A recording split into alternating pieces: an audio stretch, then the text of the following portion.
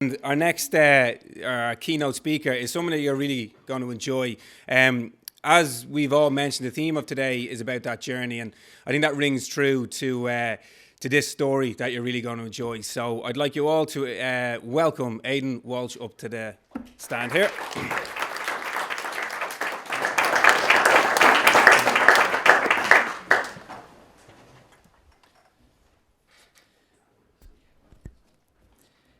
When I was 7 years of age, I walked through the doors of a small boxing gym, and little did I know it would change my life forever.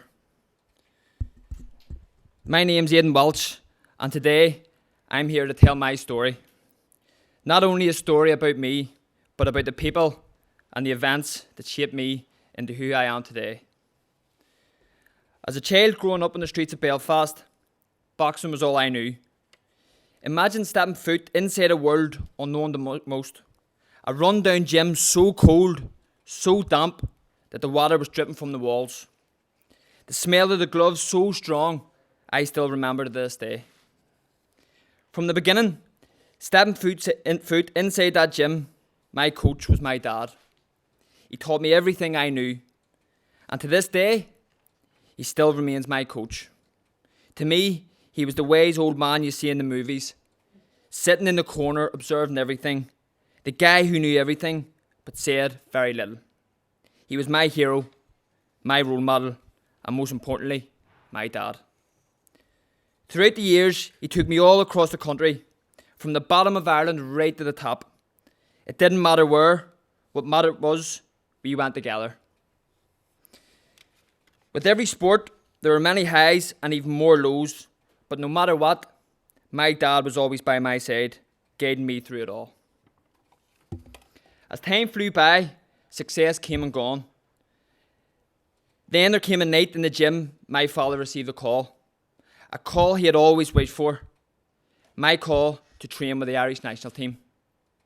I couldn't believe it.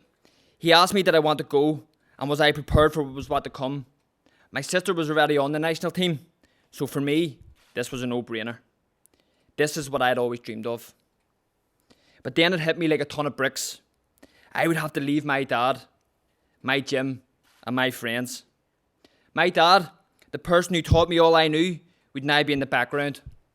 I would now have a new coach, and I felt guilty. I felt afraid. But what else could I do? The day came I was set to go to Dublin. I remember my dad driving me into Belfast city centre to get the bus. It was a dry day and the sun was splitting the trees. The bus was empty. My dad helped me out of the car with my bags and carried my case to the bus. Everything was ready to go. I had my ticket in one hand, my life in the other. Everything was set. And as I approached the bus, my dad had given me a hug goodbye. And in response, I gave him an even bigger hug. As a heartfelt goodbye ended, he stepped back.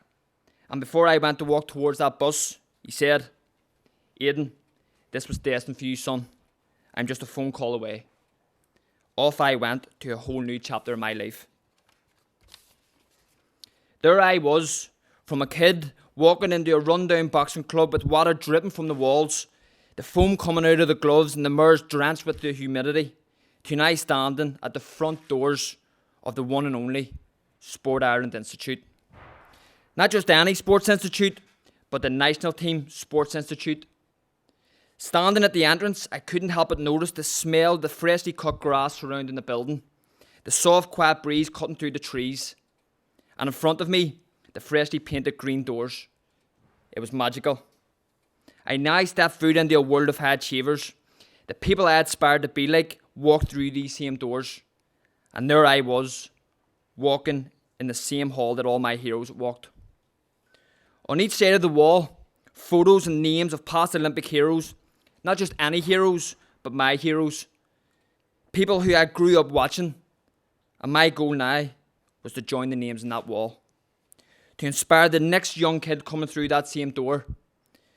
To experience what I had just experienced, becoming a high performer. I make my way into the changing room. I notice it's clean, a clear standard set by high performers. Each athlete had their training gear placed neatly across the blue benches. The smell of the sweaty gloves and bandages lingered in the background, a smell I'd become familiar with throughout the years. I make my way through the door and into the gym. 5 large rings spaced out across the gym, all similar in shapes and sizes. Boxing bags hanging along the long row of rings. Champions from Katie Taylor to Michael Conlon, Paddy Barnes to Kelly Harrington, all here under the one roof. The greatest boxers to grace Irish soil. I know I'm in the right place. But I soon began to question myself. Do I, Aidan Walsh, really deserve to be here? Can I ever reach the height of these Irish legends? I hope I can. But in sport, like life, nothing's ever certain. Years passed in the blink of an eye as an athlete, travelling the world, eating, sleeping and breathing sport. I was so passionate and absolutely loved everything about it. But I soon realised, as each of us in this room knows, there would be challenges ahead.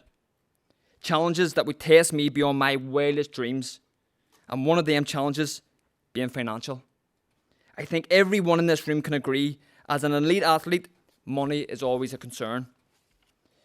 We've all had our own share of challenges, whether it be borrowing your money from your girlfriend while sitting in a room in Russia, or asking your parents for money that you don't have. These challenges are common to us all, and without that support and love from the people around us, our dreams wouldn't be possible. In fact, I soon learned that getting in the ring was easy. It was life outside the ropes that was the difficult part. And without the support from loved ones, things would have been even harder. And for that reason, I am forever grateful to my amazing parents. They not only supported me, but showed me that in order to do well in life, you have to work hard. You have to make sacrifices like they had done. They worked hard for everything that I had in life. Like all our parents here today, they done their absolute best to support me along my journey, to chase that Olympic dream. They instilled in me hard work, discipline, and most of all, the will to succeed. So I knew that if I wanted to achieve success in life, I would have to fight for it, to never give up, and in hope that someday it would pay off. And sooner or later, it did. As athletes, we must remember that support is always there, whether it's in your own sport, from your parents, from Sport Ireland or the OFI. They have your back like they have mine. My sister just qualified for the Olympic Games. I was next up. The pressure just trebled within 10 minutes. Now it was my turn. As I was in the tunnel, my eyes fixed on the blue ring, the light shining so white I could see the venue as clear as day. The gloves were on and taped up. There was no turning back. I made the walk. This walk was like no other. All of the walks I've made to the ring across thousands of venues all over the world, this was the only one that would now change my life and my career. As I walked up the steps and into the ring, I could smell the freshness of the canvas. It was a smell so vivid and clear that it put me right into the present moment. There I now was, standing in front of a man who was in my way, wanting to take my dream and my future. But I was ready. I was focused. And as my dad once told me, this was my destiny. As the fight progressed, I soon realised my opponent wanted the Olympic dream as much as I did. It was tough, but my desire to be an Olympian brought out something in me, something that I had never felt before. And after 9 minutes of battle, the score was about to be revealed. Me and my opponent both waited in anticipation. I recall the announcer speaking with a strong French voice I couldn't understand, but within seconds, I heard my name. With relief, I fell to the canvas. The very same canvas that I could smell when entering the ring, I was now on it. A feeling that I will remain with me for the rest of my life. The smell of the canvas I will never forget. Leaving the ring with pure joy, the crowd cheering and even more lights on me now than before. I was looking everywhere in the crowd for Michaela. I couldn't find her. Then, out of the corner of my eye, she ran towards me. A golden ticket in her hand. The Olympic Games golden ticket.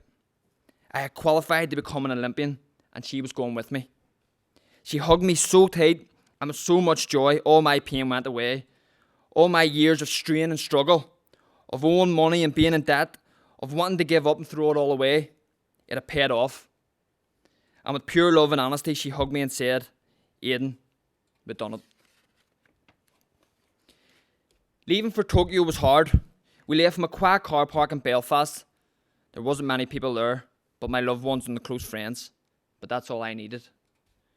I knew there was a tough task ahead and nothing was certain. COVID was already there, and to get to the Olympics COVID-free was an achievement in itself. Landing in Tokyo, we were met by the Japanese, extremely friendly people who were very polite and gentle. And the one thing that struck me was how good their hair was. I often pray my hair stays that thick. It wasn't long before the serious stuff would begin. Every fight now was going to be tough, and I knew that getting to the Olympics was hard, but fighting the best in the world would be even harder. My first fight in the games opened my eyes. I had fought in a tough bout. I was tested from the start, but I knew this is where I was here to do and what I was here to do. Nothing was ever given to me the easy way, and if I wanted something this important, then I had to fight for it. I got through the contest with my hand raised, a quick pat in the back, and now on to the next one. 3 days later, there I was, sitting on the bus, packed with athletes and coaches all on their way to the venue.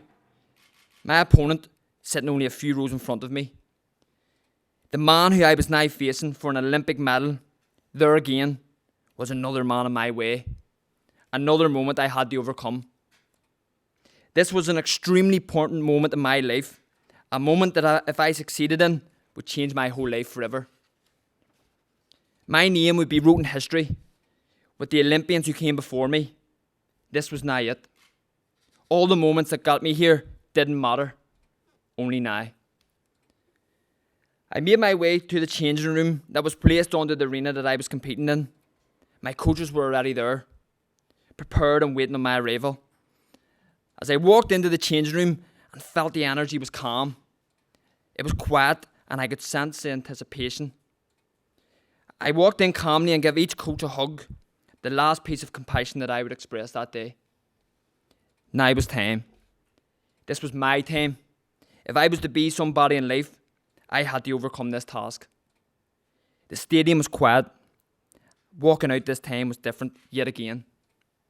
Not much noise, not much spectators, but I could hear my teammates. And above all else, I could hear my sister. Her voice stands out among any crowd I've ever been part of. No matter when and where, her voice is the first I hear. As the fight progressed, her voice and the voice of the coaches guided me to the final bell, and the fight was over in the blink of an eye. As I walked back to the corner, I was trying to find expression on the coaches' faces. I was looking for some indication of success. Were they happy? Or were they angry or sad? And in the heat of the moment, it was hard to read. There was so much at stake, with so much emotion. As I made my way to the centre of the ring, stepped one foot in front of the other to the centre, we all waited in silence for the announcer to name the winner. I recall looking back, what in reality was 10 seconds, felt like 10 years. Time slowed right down to the millisecond. My eyes were glued to the coaches. I actually lost all hearing. All of a sudden, I seen my coaches jump with joy and hugging each other. The referee then raised my hand. Complete shock rushed through my body, and as I jumped so high with a force my body had never felt before, bang! I jumped so high, higher than I'd ever jumped before. And as I came down, my ankles gave in. Both ankles severely damaged. My Olympic journey was over. The best day of my life, winning an Olympic medal, turned into the worst day of my life. Now my chances of gold were gone, and I was embarrassed, ashamed, and most of all, I felt I let everybody down. But in reality, there was nothing more I could do. My job in Tokyo was done, and I was an Olympic medalist. Life after the games was different. I felt different, and I was struggling. I found people began to treat me different, and things around me started to look different. But I had to accept that this was now my life. The small little 7-year-old kid who walked into the boxing club for the very first time, to the 21-year-old who stepped foot into the high performance, scared and afraid for the very first time. Here I was, fully deserving an Olympic medalist. My mind often takes me back to that first time when I walked down the long hall of the Sport Ireland Institute on my way to the gym, looking up on the wall and seeing the name of Ireland's greatest athletes, whose names were paved in the history books of Irish sporting success, achieving the pinnacle, the Olympic dream. My name, now to be joined among them. My legacy to be on that same wall for the next young kid who steps foot for the very first time into the world of high performance. We've all heard the saying, the Olympic dream, a dream that is magical, and it is. And through that dream, my life has changed for the better. Standing here today, an Olympic medalist, I can honestly tell you, the Olympic dream has not only changed my life, but changed me as a young man. Through each challenge along the way, I overcame it in pursuit of the Olympic dream. Thousands of kids have touched this medal, and I hope for it to touch thousands more. Thank you.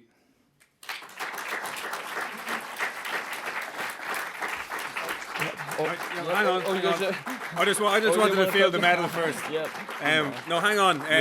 If anyone has any questions, please, feel free. We have a microphone. So anything you want to ask Aidan while he's here. That was brilliant. Thanks very much. That was brilliant. And I think it resonated with an awful lot of people in this room. If I've just got one question, I've actually got loads of questions, but I don't want to hog the mic here. But you kind of talked about the journey and kind of next when you get the medal, and you talked about kind of how different it was post. Were you prepared for success? No.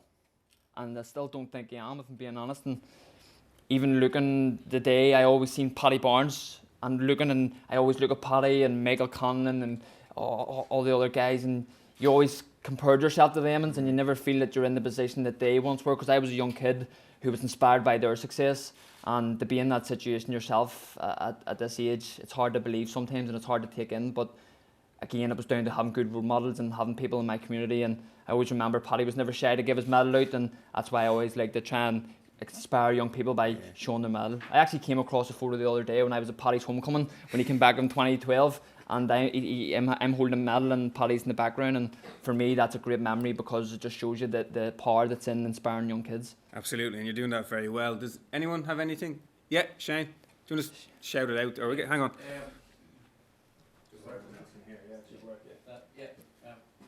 Doesn't work. Okay. Right. Anyway, I'll shout it out. So I was quite taken with the fact that you talked about coming home and how different you felt and how you used the term struggle. Yeah. And it strikes me, it's more of an observation I guess than anything, it strikes me that you're able to talk about this now while still being a high performance athlete, whereas we too often hear about athletes who've retired talking about the struggles they had after they came home with success, but it's way too late for them to have done anything about it, I guess, or gotten the supports they should have gotten when they needed them most.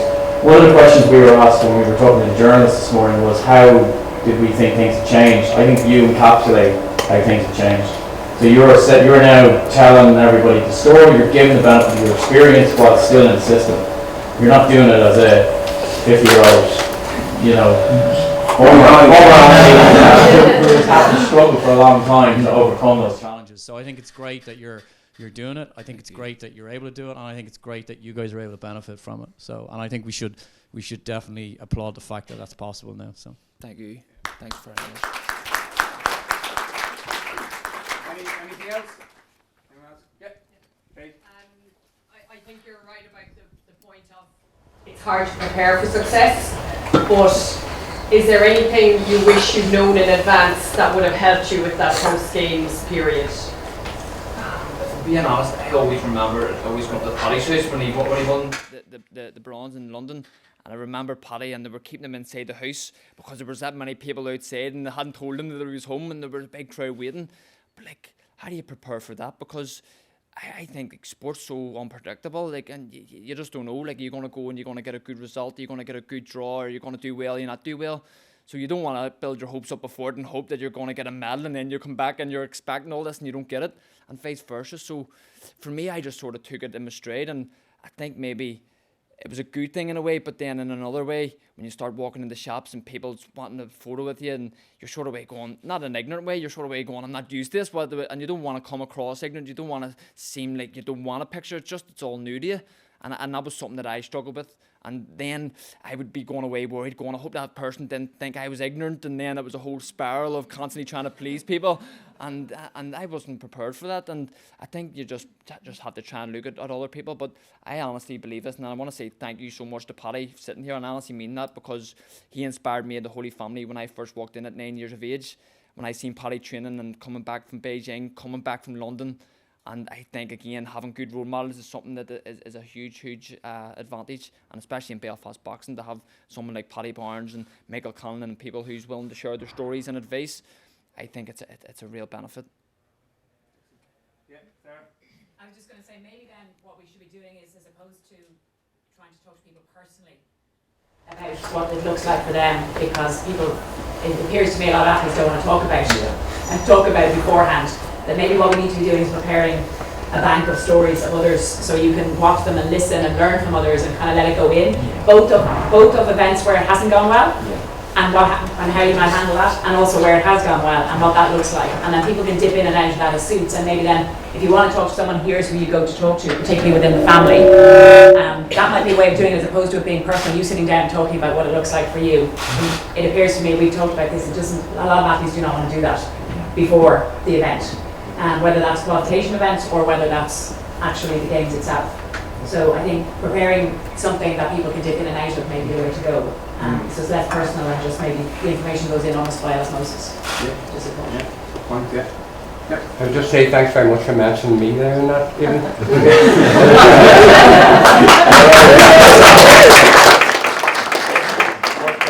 Just speaking from a personal journey, for being the father of two great athletes, I would also like to say thanks very much to Paddy Barnes.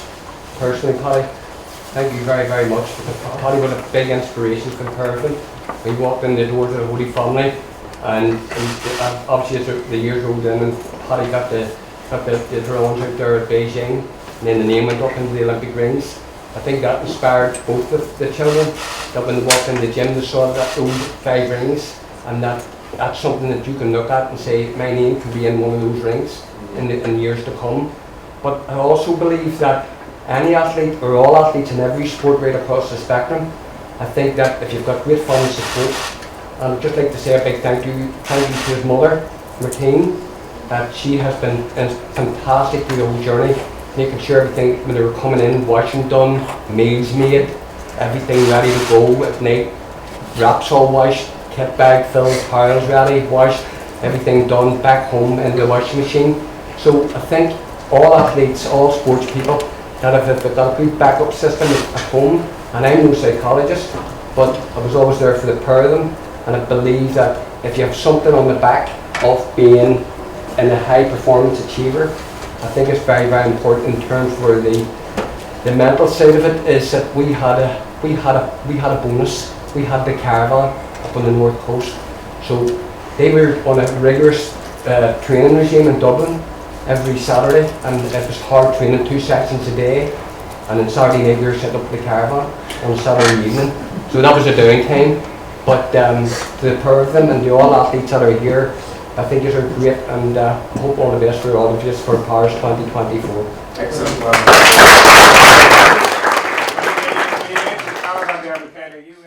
You just smile in your face. Tell us just a little bit about that caravan. Same. My dad obviously bought us down a caravan when we were younger, and then Aidan ended up buying it. He's obsessed with caravan. He shares everything about caravan.